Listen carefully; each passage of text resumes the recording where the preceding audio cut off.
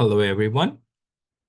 Today, we are going to discuss about the scheduling algorithm on shortest remaining time first. Previously, we have talked about the first come, first serve, preemptive, non-preemptive scheduling algorithm, followed by the shortest job first. And then we have seen that in both of these problems, we have a drawback of Conway effect. Now, in order to overcome this problem, we will just try to see another scheduling algorithm, which is your shortest remaining time first algorithm. So this is note, we are studying it under the category of preemptive scheduling algorithm. So let's try to solve a numerical to understand how this shortest remaining time first algorithm works. So if you see here, we have like different processes. We have 4 processes with the given burst times, arrival times, and we are asked to calculate the completion times of each process, turnaround time, waiting time, and the response time. Now, the given criteria to solve this problem is the burst time, and we have to solve it in the preemptive mode. If you recall, we have solved the FCFS and shortest job first using the non-preemptive mode, whereas we are going to solve the shortest remaining time scheduling algorithm under the preemptive mode. So what is preemptive? That means the CPU can stop a running process in between when there is a smaller job that is ready for execution. So if it is running some process that is for a long duration of time, or that is a long process that is under execution, so it will be stopped by the CPU and it will execute the smaller jobs first. Okay, so let's try to see how it is done. And here, let's try to see what will happen by drawing the Gantt chart first. So at 0, what you can see, do we have any of the process that have entered at 0? Yes, at process P1 have actually arrived at 0. So what we will do, so the process P1 have actually arrived here. So we will let process P1 to get executed first. So the process P1 is getting executed. Now, how long does it execute? Will it execute for the 5 units of time? No, remember, we are talking about the preemptive mode. That means it will not get executed completely. It will not have a chance to use the CPU for the entire time to complete its process, but it is preemptive. So in preemptive case, what I suggest, you always try to execute the process after each interval of time. That means the process P1 will execute from 0 to 1. Okay, now at 1, so if you see at 1 unit of time, you also see the process P2 have actually arrived. So if you see the process P2 have actually arrived here. So the P2 have arrived.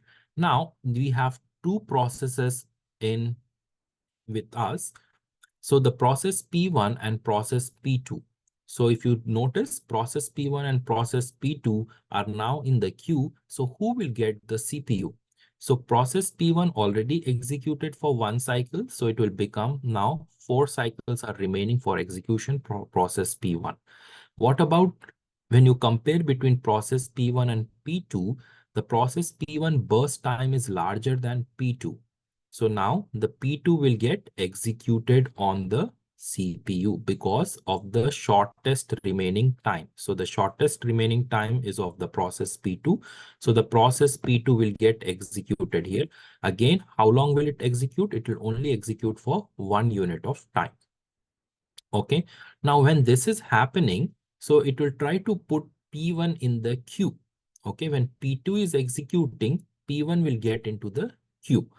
So since P1 is already in the queue here, P2 got executed. Now at the second unit of time, that means the P2 have already executed 1 unit of time. So it have become 2. Now at the second unit of time here, another process have entered the ready queue. That means you see the process P3 is arrived at second interval of time. So here we have P3.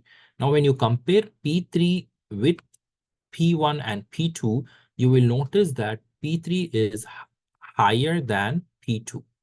So when P2 is higher, sorry, when P1 and P3 are higher than P2, so the P2 will again get executed for the next cycle.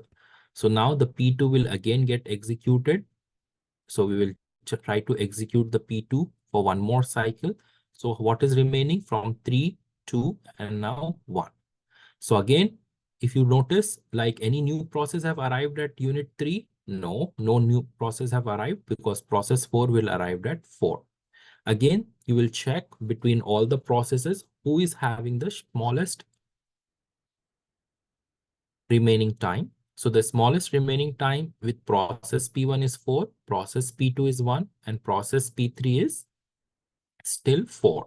So we will execute P2 because P2 is having the least remaining time.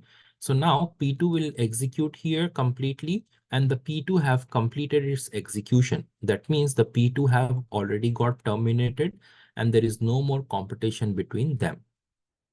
Now, after this, so if you try to notice, like here, you have now at P4, you also have arrived P1.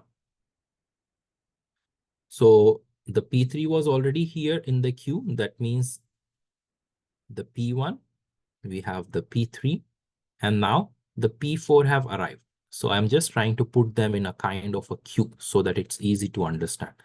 Now, among these three processes to be executed, you see that P4 is actually having the smallest duration of time to be used on the CPU. So P4 will be executed then. So P4 will be executed because P1 have 4 units of time. P3 still have the 4 units of time. So P4 will get executed for how long? It only needs the CPU for 1 unit of interval. So the P4 will get executed. Now, after this, who will get executed after the P4? So P4 have already got terminated. Now the remaining two processes are P1 and P4. Both of them have the same burst time. So who will get executed? Then we will see the ready queue. Who was first in the ready queue? So P1 was there. So P1 will get executed first. So the P1 will get executed. So it will now become like 6 here, and this will be 3.